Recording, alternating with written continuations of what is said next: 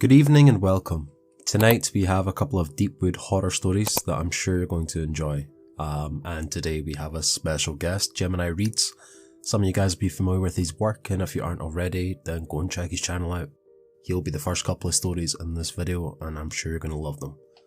And with that said, let's begin.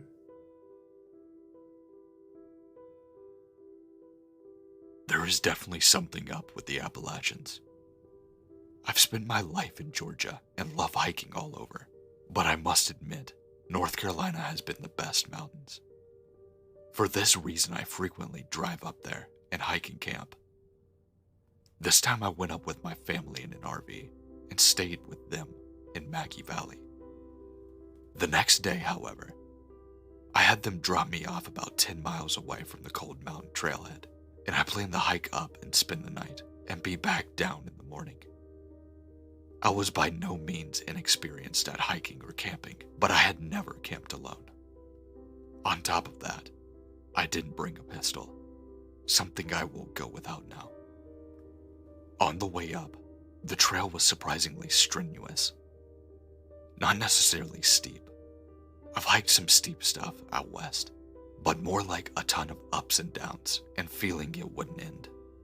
Eventually it began to get darker, and I realized I needed to stop and set up while I still had some light. So I stopped about half a mile short of my summit and figured I would continue in the morning. Nothing eventful happened. I set up camp in a really good spot, ate my food, and just went into my tent. At this point, I realized I hadn't run into a single other person my entire way up. This wasn't eerie at the time, but soon would be. I have trouble sleeping and usually lay awake for up to an hour trying to sleep. During this, I thought I heard someone lightly walking around the general area because of the rhythm of the steps. I brushed it off as my mind just running wild, but I did pull out my big knife out of my bag and put it next to me in the sleeping bag. That morning I woke up and ate oatmeal. As I ate, I looked over at my tent and noticed a strange bundle of dried twigs and berries, tied with a green cord, propped against my tent. Internally, I was pissing myself, but I packed up my crap and took off within 5 minutes. In no way I bothered to go back to the summit. I headed straight down.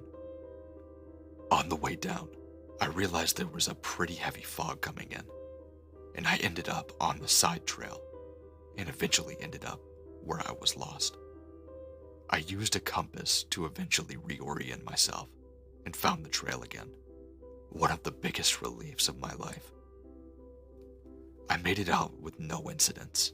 However, come to find out the same morning a 27-year-old died on the same section of the trail as me, and it's possible I would have run into him and not gotten lost and rejoined the trail later.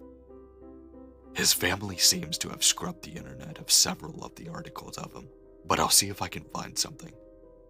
The scariest part was knowing that someone knew where I was and watched me, and I had no clue about them.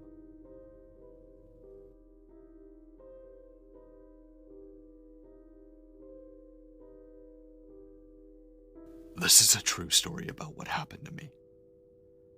I live in a small village near Turnbridge, Wells in Kent, England. On one side of our village is a vast forest that has parts that are very thick with trees and some parts that are large clearings. I usually walk there on the weekends as it is relaxing and it calms me, but that changed last weekend. It was Sunday afternoon and I was doing my usual route through the woods when I came upon lots of pieces of paper, all scattered in specific areas. There wasn't a breeze, so pieces of the paper hadn't blown off. There must have been about 50 pieces of paper, all with the same phrase on it, bringing you a laugh. I didn't really think much of it and took a photo of it as a joke. I kept on walking and 15 minutes later I came across another pile, all with the same phrase, bringing you a laugh. I took another picture and decided I would report it to the non-emergency number when I got home. When I looked up from taking the picture, I saw a bright flash of color in the tree line. I called out, "Hello?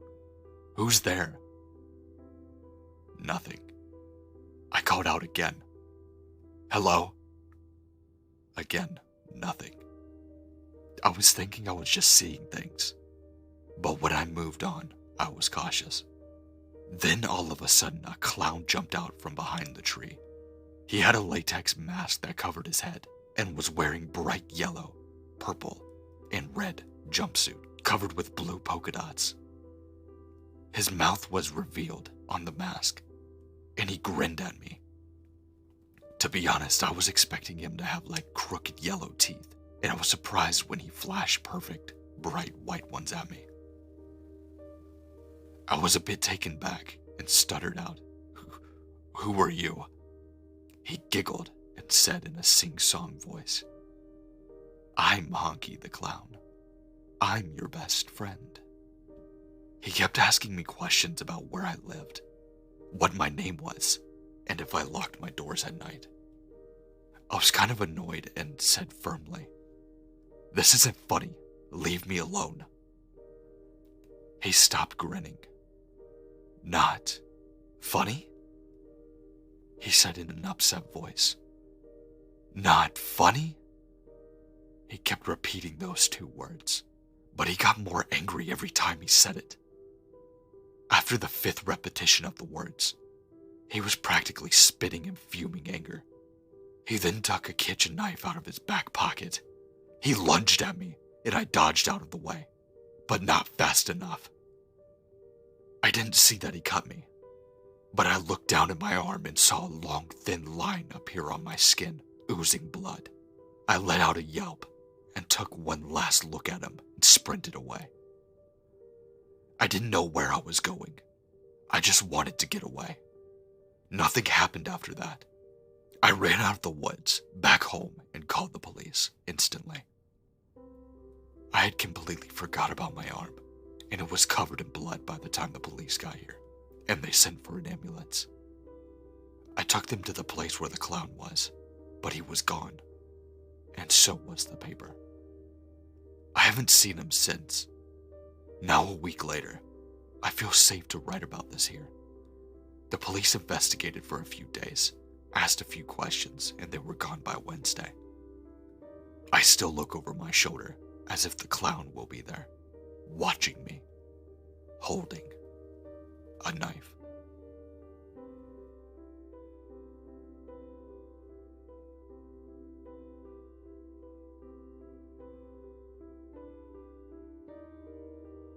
My name is Sarah, and the night my friend Emily and I stumbled upon a terrifying cult in the woods was supposed to be a fun adventure. Emily's then boyfriend had recommended the forest to us, having hiked there before. I had just moved from my home country in Europe to the US 1 year earlier because I met an American guy who had been studying in my country. Despite being an avid hiker and having explored trails in various parts of Europe and Asia, I never expected that this hike would turn into a nightmare. As a blonde girl with blue eyes, I have had my fair share of experiencing weird things and dangerous situations while hiking, but what we encountered that night was like something out of a Hollywood movie. None of us had ever been there before, but we had heard that it was so beautiful and peaceful. We began to notice strange symbols etched into the trees and rocks. The symbols appeared to be a mix of geometric shapes and abstract patterns. Some were simple lines and circles, while others were more complex and seemed to be intertwined with one another. Some of the symbols appeared to be repeating, while others were unique. As we hiked deeper into the woods, we saw more and more of these symbols etched into landscape. They seemed to be building up towards a ritual site, as if they were making the path to something important. It was an eerie feeling, as if we were trespassing in a sacred place that we didn't belong. I researched the meaning of the symbols later on, but it was difficult to say. They didn't seem to be connected to any specific religion or cult, but rather a product of some mystic or spiritual belief. It was as if they had been created by someone with a deep understanding of both geometry and mysticism. Looking back on it now, it's hard not to think about how strange those symbols were and what kind of belief system they might have represented. It was clear that the people performing the ritual took them very seriously, and that they were an integral part of their practice. but for us, they were nothing more than mysterious etchings on the trees and rocks. At the time, we certainly noticed them and thought they were odd, but we didn't pay much attention to them. We were too busy enjoying the beauty of nature around us, and the symbols seemed like another part of the scenery. It wasn't until we heard the chanting that we realised something was wrong. Intrigued and curious, we followed the sound, hoping to see what was going on. But we certainly didn't expect to find a group of people dressed in black robes performing a ritual around a large fire. It was like something straight out of a movie. The chanting grew louder and more intense, but we couldn't make out the words. The cultists, around 20 in number, were all clad in black robes, some with peculiar symbols painted on their faces and other donning eerie masks. They encircled a towering bonfire, the flames leaping high into the night sky, casting a flickering orange glow across their sinister faces. In front of the fire stood an altar, adorned with flickering candles and other peculiar objects. I felt a cold shiver run down my spine as I watched in disbelief as one of the cultists produced a white rabbit and proceeded to sacrifice it on the altar. The chanting reached a fever pitch, and one of the cultists approached the fire with a small wooden box within his robes. He opened it, revealing a vial containing an unknown substance, which he carefully dripped into the flames. Suddenly my eyes were drawn to a figure on a table near the altar. A woman, her body painted with intricate designs, lay still with her eyes closed, breathing gently as if in a deep slumber. The cultists around the fire were swaying in unison, holding candles aloft as if entranced by some dark magic. As the chanting grew louder still, the woman on the table began to stir. Her eyes fluttered open and she sat up, looking around with a vacant expression. The cultists began to approach her, their faces twisted in ecstasy, as if they were under some kind of spell. All of a sudden, the woman let out a piercing scream and fell back onto the table, her body writhing in agony. The cultists dispersed, their faces now twisted in frustration and disappointment, as if the ritual had somehow failed. As they wandered around in confusion, one of them spotted us and the rest of the cultists turned their attention towards us. They looked angry, as if they blamed us for the interruption in their ceremony. I could feel their menacing stares as they began to approach us, their black robes billowing in the wind. We ran as fast as we could, but they were always right behind us. I don't think we can outrun them, Emily gasped. We need to find somewhere to hide. I nodded in agreement and scanned our surroundings frantically. That's when we spotted an old cabin up ahead. We ran inside and slammed the door shut, hoping it would hold. We could hear the cultists pounding on the door, and we knew it was only a matter of time before they broke through. We searched the cabin for any weapons we could find, and that's when we found an old axe. We knew it wasn't much, but it was better than nothing. We huddled together, ready to defend ourselves, when suddenly we heard yelling outside, followed by the sound of wolves howling close by. It was an eerie sound that sent chills down our spines. We didn't know if it was a good or bad sign, but at least the cultists had stopped pounding on the door. We were terrified, but we finally mustered the courage to peek outside. To our shock, the cultists were gone and there was no sign of them. It was like they had vanished into thin air. We stayed in the cabin a few hours until we decided to make a run for it back to our car. We knew it was a risk, but we couldn't stay in that cabin forever. We opened the door cautiously, ready to bolt it if we saw any sign of the cultists. We ran as fast as we could through the woods. We kept moving, trying to stay on the path we had taken earlier.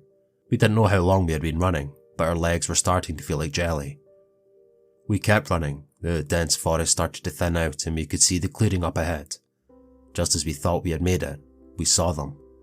Two cultists emerged from the tree line, their eyes fixated on us like predators. The sight of their black robes and masks made my blood run cold. They were holding long, sharp knives in their hands, glinting menacingly in the dappled sunlight. We skidded to a stop, our hearts racing in our chests. But just as they were about to close in on us, we heard a gunshot ring out. The cultists paused for a moment, startled, and we took the opportunity to run past them. As we looked back, we saw a figure emerge from the cabin up on the hill. The cabin was surrounded by a cleared radius of trees, presumably to prevent wildfires. The figure was dressed in a ranger's uniform, holding a gun in their hand. They shouted out a warning to the cultists, who seemed to think better of punishing us any further. We kept running until we were sure we were out of danger. We collapsed on the ground, gasping for air and shaking with fear. We explained everything to the ranger and he quickly called for backup.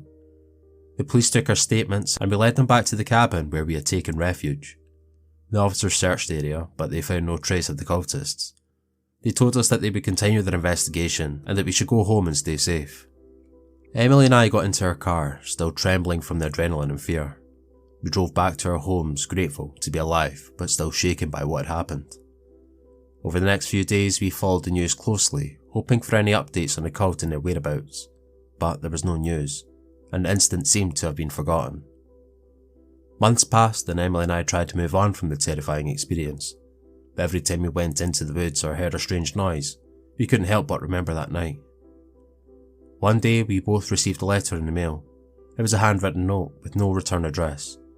I opened it cautiously, unsure of what to expect.